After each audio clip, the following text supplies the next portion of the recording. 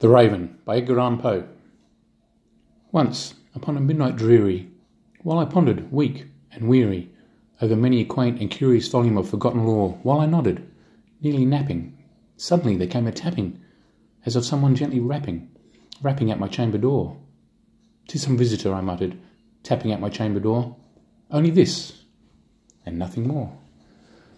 I remember it was in the bleak December, and each separate dying ember wrought its ghost upon the floor. Eagerly I wished the morrow.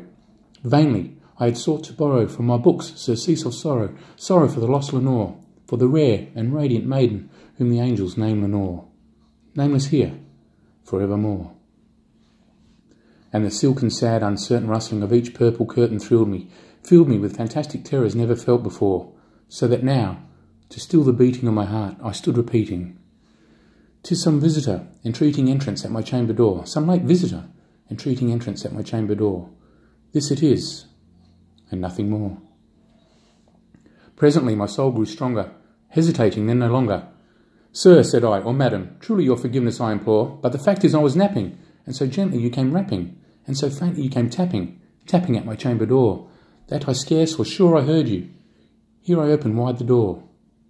Darkness there, and nothing more." Deep into that darkness peering, long I stood there wondering, fearing, doubting, dreaming dreams no mortal ever dared to dream before. But the silence was unbroken, and the stillness gave no token, and the only word there spoken was the whispered word, "Lenore?" This I whispered, and an echo murmured back the word, "Lenore." Merely this, and nothing more. But into the chamber turning, all my soul within me burning, soon again I heard a tapping, somewhat louder than before. "Surely," said I, "surely that is something at my window lattice. Let me see then where thereat is, and this mystery explore. Let my heart be still a moment, and this mystery explore."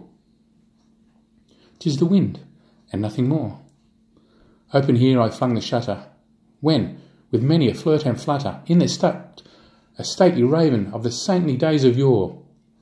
Not the least obeisance made he, not a minute stopped or stayed he, but, with mien of lord or lady, perched above my chamber door, perched upon a bust of Pallas just above my chamber door, perched and sat, and nothing more. Then this ebony bird, beguiling my sad fancy into smiling, by the grave and stern decorum of the countenance it wore, "Though thy crest be shorn and shaven, thou," I said, "art sure no craven, ghastly, grim, and ancient raven, wandering from the nightly shore. Tell me what thy lordly name is on the night's Plutonian shore." Quoth the raven, "Nevermore."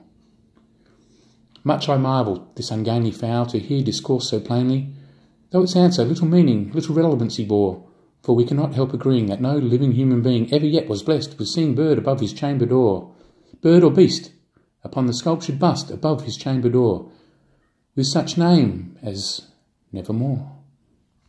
But the raven, sitting lonely on the pallid bust, spoke only that one word, as if his soul in that one word he did outpour, nothing farther than he uttered, not a feather than he fluttered, till I scarcely more than muttered, "Other friends have flown before.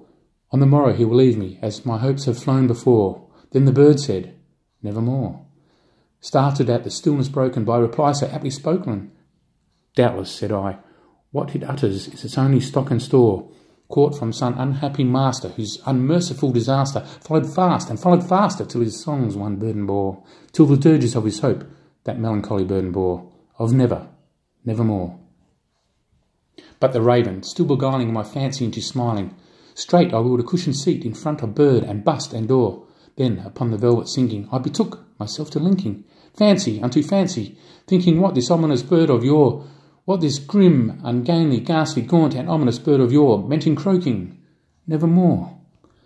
This I sat engaged in guessing, but no syllable expressing, to the fowl whose fiery eyes now burned into my bosom's core. This and more I sat divining, with my head at ease reclining, on the cushion's velvet lining, that the lamplight gloated o'er, but whose velvet violet lining, with the lamplight gloating o'er, she shall press, nevermore.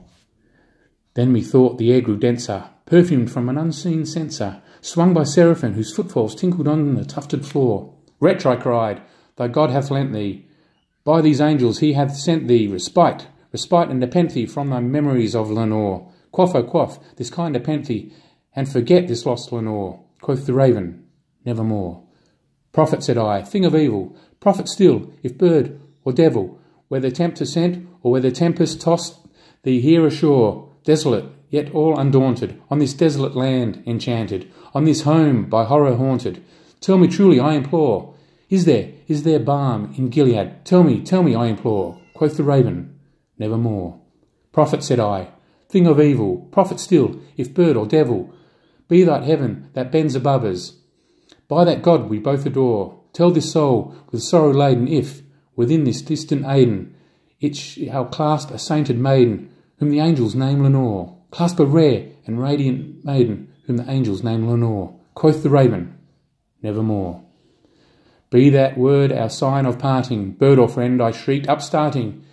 Get thee back into the tempest and the night's Plutonian shore. Leave no black plume as a token of that lie thy soul hath spoken. Leave my loneliness unbroken. Quit the bust above my door. Take thy beak from out my heart, and take thy form from off my door. Quoth the raven, nevermore.